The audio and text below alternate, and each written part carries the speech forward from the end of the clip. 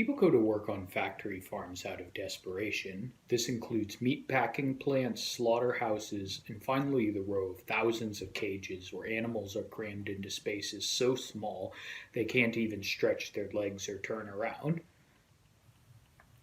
The animals sleep in their own urine and feces. But even those who force themselves to do it eventually can't stand it any longer. The industry has one of the highest turnover rates, sometimes up to 100%. New workers are inexperienced, which makes things even worse. Today, I want to discuss the extensive impacts the industry has on humans. I've discussed the effects on animals in other videos. The links are in the description. Because animals are merely property, we have the power to extend what we do to them as much as we like and abuse them forever. But in the process, we will make our planet completely uninhabitable and destroy all traces of human dignity. Today, I want to focus on the negative effects on human beings. But first, I need to review some details of what happens to animals. This is to paint a picture of what workers witness from day to day. I ask that the audience for this video be patient while waiting to hear how workers and society as a whole is impacted directly. The average worker at a slaughterhouse has to butcher 250 cows an hour. The process is painful, and as long as animals are property, corners will always be cut to save money. In order for the company to make a profit, workers have to kill the animals as quickly as possible. They're supposed to be stunned first, but a large portion are stunned improperly, so animals such as cows are fully conscious while being hung upside down. A blade is to then cut their throat, but blades often miss here, and animals like chickens and turkeys are boiled alive.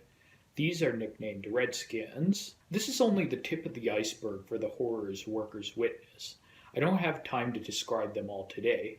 Debeaking, toe removal, tail docking, cutting pieces of an animal's flesh, ears, or tail for identification, burning out horns, and castration. These are all regular practices. All these are done without painkillers. Castration either entails cutting open an animal's scrotum and tearing the cord between the testicles, or tying up the scrotum with a rubber band and waiting several weeks for the testicles to rot and fall off. Animals are kept perpetually pregnant, tied down onto what the industry has nicknamed rape tables. Exposed to artificial lights and undergoing forced molting, chickens lay far more eggs than they would naturally and become sick. Cows, goats, and sheep are milked so often their udders become infected. The machines and claws attached to their udders administer electric shocks. This leads to the presence of unwanted bacteria in milk. When their bodies can't take it anymore, they're slaughtered. Animals that are so sick that they collapse are called downed animals. They are stacked up in piles by forklifts and tractors or made into meat. Animals experience so much stress and boredom that they become aggressive, pecking, clawing, and biting each other. They become frenzied by the taste of blood, and their behavior gets worse. They aren't allowed to form their natural social hierarchies. Some sows, piglets, and chickens end up resorting to cannibalism. This behavior is highly unnatural. Pigs are naturally friendly, sociable animals, and when left in natural environments, pigs and chickens form social groups. When producing wool, workers are required to shave animals like sheep, goats, and llamas so fast they accidentally cut or injure themselves and the animals. The rates of injury in this line of work are higher than any others. They have to step on screaming, struggling animals, forcibly pin them to the ground, or tie them to stretchers to stop them from resisting. Sheep are completely deprived of food and water before their shaving so they don't resist.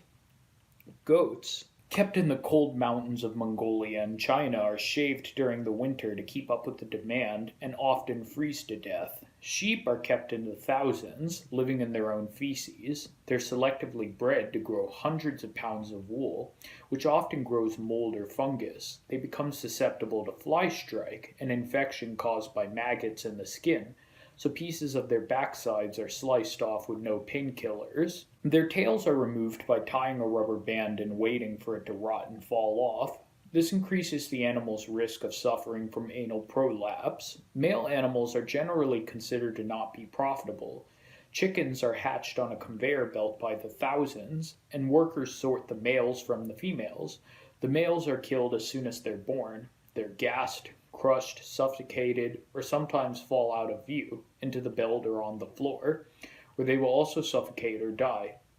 Male animals are made into veal, lamb, or cabrito meat, which is baby goat, so the industry can make an extra quick buck. Animals are forced to live in rows of thousands of cages, stalls, and crates and live in their own urine and feces. A 14-inch cage is used to house 8 chickens. The metal wire chafes and tears their skin. Animals have their legs crippled from the slated floors made of hard concrete. Smaller animals are crushed on the downward incline of the ground. Unlike other animals, with pigs, some attempt is made to pump the feces out of their stalls since they produce so much of it. The ground is slated so the feces will fall out, but when it's pumped out, it comes in contact with workers, residents, and contaminates our water supply. Usually, animals have to sleep in tiny cages full of urine and feces. Speaking of which, let's talk about ammonia. Ammonia is a toxic gas which forms when large amounts of urine and feces are allowed to sit for a long time. It burns the workers' lungs, mouths, and eyes, and they have to wear special masks for protection. Yet this poison still seeps in. The animals live in this gas. One person working at such a place noted, "At least we get to go home at night. The animals here don't." Another gas is formed called hydrogen sulfide. This causes workers to die of asphyxiation. These things pollute our air and rivers. So many countless diseases show up in the animals and the workers can become sick. Waste and pesticides are pumped away. They contaminate the water supply. Hog waste is especially dangerous, and the hog waste gets left untreated. Many places won't allow these farms in their area because of the pollution they cause, so they build their facilities next to minority neighborhoods, knowing that they will have a harder time fighting back. Bullying and discrimination are a common part of the workplace culture. Ethnicity and citizenship status is heavily emphasized. This is to sow dissent and infighting between workers. It's a common thing for people in this line of work to say, "These companies care more about these cows here than they do about us." And the workers do get treated like shit. To make matters worse, infighting between workers not only exists, but is actively encouraged. Farm workers are the least unionized out of any industry in the country. Workers are denied basic rights like the right to organize and seek overtime pay. People work 12 hours at a time with only short 5-minute breaks and no rest days. Farm workers are excluded from the U.S. labor protection laws. This isn't a mere oversight. The meat industry is wasteful and uses up more energy than it produces. It's an industry that causes massive amounts of suffering but doesn't even need to exist, yet it creates a product which people are dead set against giving up, so we will always provide exceptions and loopholes in any area it requires to keep it running at top speed. We also need to talk about the environmental and health impacts of factory farming. Almost every major disease outbreak or plague in human history has been caused by mistreating animals. Because different species have different immune systems, the chances of catching a disease from a typical herd animal is astronomically low, unless we do something to massively increase the odds. Like a European city street in the Middle Ages where there were no sewers and there were thousands of bustling animals which were openly butchered on the market square. Disease is one of the single most important shapers of human history, but we don't like to think that because disease outbreaks seem random and indifferent to us.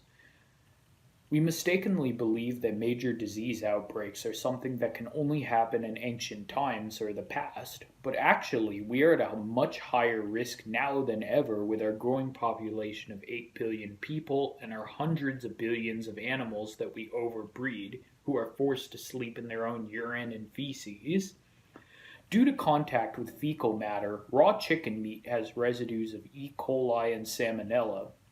80% of antibiotics sold in America and half of the antibiotics sold in the world are used on animals, not humans. Antibiotics are used to stop diseases from ripping through animals and to meet minimal animal welfare standards, but these drugs are used too freely, even when it's not medically necessary. This can be done if an animal is merely deemed ill without checking why the animal is sick.